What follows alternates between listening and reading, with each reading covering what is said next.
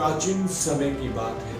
भारत में कपिल वस्तु नाम की एक बड़ी सुंदर नगरी थी। उस समय राजा सुधोधन वहां राज्य करते थे। ये बड़े धार्मिक और न्यायप्रिय राजा थे। उनके एक पुत्र हुआ जिसका नाम सिद्धार्थ रखा गया। जब सिद्धार्थ बड़े हुए तो एक बार वे मंत्री पुत्र देवदत्त के साथ धनुष बाण लिए घूम रहे थे। संध्या का समय था, सूर्य अस्त हो रहा था, आकाश में लाली छाई थी, बड़ा मनोहर दृश्य था।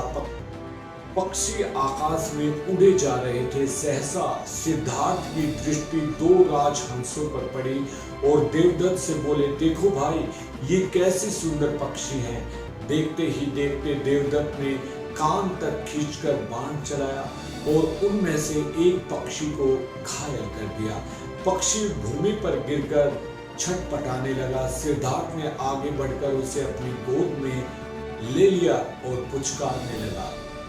देवदत्त ने अपना शिकार हाथ से जाते देख सिद्धार्थ से कहा कि इस पर मेरा अधिकार है, इसे मैंने मारा है। सिद्धार्थ ने राजहंस के सर पर हाथ फेरते हुए कहा कि बेशक तुमने इसे मारा है, परंतु मैंने इसे बचाया है, इसलिए यह पक्षी मेरा है। राजकुमार सिद्धार्थ ने पक्षी की सेवा की, उसकी मरहम पट्टी की और उसे चारा दिया। समय पाकर पक्षी स्वस्थ होने लगा। फिर एक बार देवदत्त ने सिद्धार्थ से कहा कि मेरा पक्षी मुझे दे दो, परंतु सिद्धार्थ नहीं माना। लाचार हो देवदत्त ने महाराज के पास दरबार में पहुंचे। पक्षी डर के मारे कुमार के शरीर से चिपट रहा था। महाराज ने देवदत्त से पूछा कि अब तुम अपनी बात कहो। इस पर देवदत्त ने कहा, महाराज, इस पक्षी को मैंने अपने बाण से मारा है, इसलिए इस पर मेरा अधिकार है। आप चाहें तो कुमार सिद्धार्थ से ही पूछ लें। महाराज की आज्ञा पाकर राजकुमार सिद्धार्थ ने खड़े होकर माथा झुकाकर नम्रता से कहा, हे राजन, यह तो ठीक है कि यह पक्षी देवदत्त के बाण से घायल हुआ है, पर मैंने इसे बचाया है। मारने वाले की अपेक्षा बचाने वाले का अधिक अधिकार होता है, इसलिए यह पक्षी मेरा है। अब राजा बड़ी सोच में पड़े।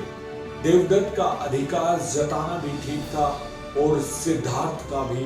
राजा कोई निर्णय न कर सके। अंत में एक वृद्ध मंत्री ने उठकर कहा कि हे महाराज, इस पक्षी को सभा के बीच में छोड़ दिया जाए।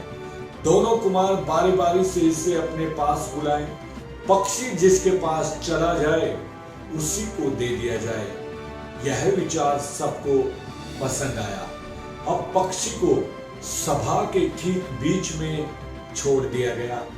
एक कोने पर सिद्धार्थ खड़े हुए और दूसरे कोने पर देवदत्त। पहले देवदत्त की बारी थी। उसने पक्षी को बड़े प्रेम से बुलाया, परंतु वो डर के मारे उससे और दूर हट गया। जो जो वह बुलाए, पक्षी डर से सिकुड़ता जाए। अंत में देवदत्त हताश हो गया। अब कुमार सिद्धार्थ की बारी थी। जो ही उन्होंने प्यार भरी आंखों से पक्षी की ओर देखकर हाथ फैलाया और उसे बुलाया, तो ही वह धीरे धीरे चलता हुआ अपने बचाने वाले की गोद में आकर बैठ गया। हंस सिद्धार्थ को दे दिया गया।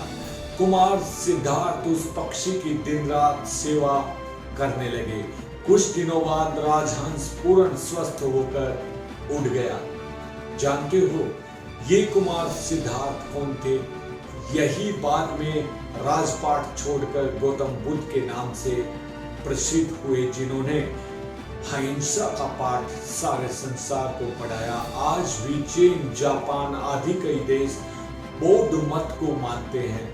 हमारी सरकार ने भी कुछ साल पहले बड़े समारोह से किया गया पवित्र तिथि में उनकी जयंती मनाई। तो दोस्तों, ये छोटी छोटी कहानियां होती हैं, बहुत कुछ इनसे सीखने को मिलता है। आप अपने बच्चों को भी इन कहानियों से जोड़कर उन्हें उचित मार्गदर्शन, अच्छे संस्कार दे सकते हैं। अगर आप भी अपनी कोई राय प्रतिक्रिया हमें देना चाहें तो आपका भी स्वागत है। कल फिर मिलेंगे नई मोटिवेशनल कहानी के साथ। तब तक आप अपना ख्याल रखिए, सुरक्षित रहिए। नमस्कार।